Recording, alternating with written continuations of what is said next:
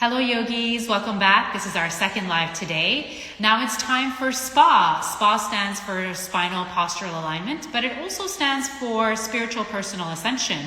Last month I covered the importance of having external rotation through the shoulder girdle, as well as having the arch in the lumbar spine, L1 to L5, in order to engage the core and to restore proper postural alignment. I'm going to show you how that applies also in seal. Now, typically this is a yin pose, right? And so when you're coming into seal, you might have heard the cues that the elbows are meant to be under the shoulders.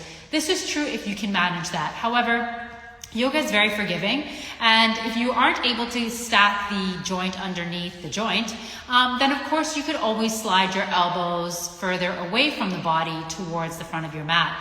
Now I have my elbows right underneath my shoulders. I'm also pressing my fingers firmly down into the mat, as well as my forearms. So there's active pressure going on. Even though this is considered a yin shape, I would say that in my head anyways, even yin is deserving and needing at times to not only consider alignment, right? And some teachers will disagree with this, but also engagement. Right? So being firm and pressing down through your hands, but also energetically pulling the elbows towards your body just slightly, just to help you pull your rib cage, your heart forward, as opposed to allowing you to sort of sink into this shape, which is precisely why I actually don't offer my yogis, my students, the opportunity to place a block in front of them and then lower their head.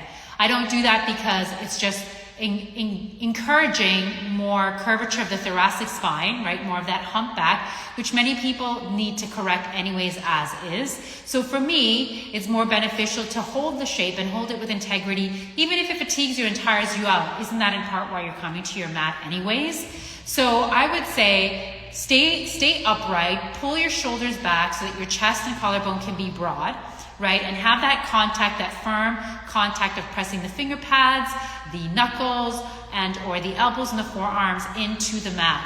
Now from here, you can already tell, well, you can't see my back, but you can imagine, right, that I'm obviously restoring the arch in my lower back. As a matter of fact, I'll move to the side, right? Is that not exactly what I'm doing?